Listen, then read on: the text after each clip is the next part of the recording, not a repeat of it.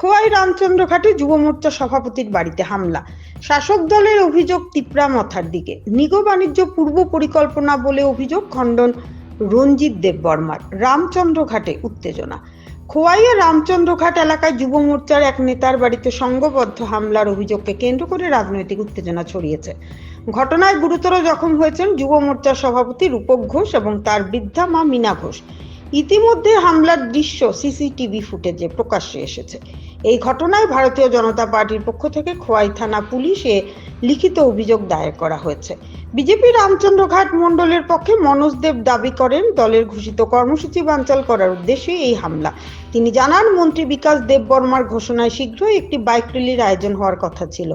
তার অভিযোগ, বিরোধী রাজনৈতিক শক্তির মদদেই হামলা সংঘটিত হয়েছে এবং সরাসরি তিপ্রামথা পার্টির কর্মীদের দিকে অভিযোগের আঙুল তোলেন তিনি। অন্যদিকে টেলিফোনে প্রতিক্রিয়া জানিয়ে তিপ্রামথা পার্টির রামচন্দ্রঘাট কেন্দ্রের বিধায়ক রঞ্জিত দেববর্মা ঘটনার তীব্র নিন্দা জানান।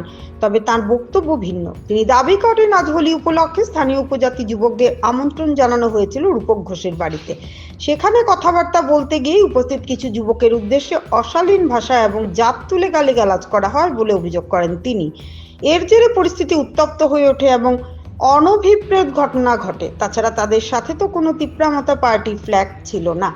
তাহলে ওরা যে তিপ্রামথা দলের, তা কিভাবে প্রমাণিত হলো? প্রশ্ন বিধায়কের। এদিকে রঞ্জিত দেববর্মা জানান, এই ধরনের ঘটনা কাম্য নয় এবং বিষয়টি নিরপেক্ষভাবে তদন্ত হওয়া উচিত। ঘটনার পর এলাকায় পুলিশ মোতায়েন করা হয়েছে। প্রশাসনের পক্ষ থেকে জানানো হয়েছে, সিসিটিভি ফুটেজ ও অভিযোগের ভিত্তিতে তদন্ত চলছে এবং দোষীদের বিরুদ্ধে আইনানুগ ব্যবস্থা নেওয়া হবে। ত্রিপুরা থেকে গোপাল সিং এর রিপোর্ট, আসাম প্রাইম নেটওয়ার্ক। ধরে আমাদের সংগঠন ভারতীয় জনতা পার্টির সংগঠনকে বৃদ্ধি করার লক্ষ্যে আমরা সামনে এডিসি নির্বাচন, এই নির্বাচনকে সামনে রেখে আমরা তিপ্রামথা সিপিএম থেকে আমরা আমাদের ভারতীয় জনতা পার্টিতে যোগদান করাইতেছি। এরই পরিপ্রেক্ষিতে আবার আগামী 8 তারিখ আমরা একটা বাইক র্যালি, যুব মোর্চার উদ্যোগে বাইক র্যালি করার পরিকল্পনা আমরা গ্রহণ করছি। আমার যতটুকু আন্দাজ যে ওই বাইক র্যালি যাতে না হয় রামচন্দ্রঘাট বিধানসভাতে, এর আগেও আপনারা জানেন মন্ত্রীর উপরে আক্রমণ সংঘটিত হয়েছে।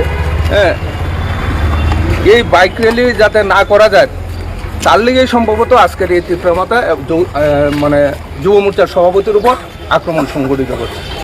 যুব মোর্চার সভাপতি রামচন্দ্রঘাট যুব মোর্চার সভাপতির নাম হইল রূপক ঘোষ আর ওর মা হইল মীনা ঘোষ। সকালবেলা 8:30 থেকে 9টার ভিতরে সংঘবদ্ধ হামলা, প্রায় সেখানে তিপ্রামথার লোকজন সেখানে উপস্থিত। আমরা প্রথমে পিএসএ কল করছি। কল করার পরে আমরা এখন থানাতে আনছি ট্রিটমেন্ট করার জন্য।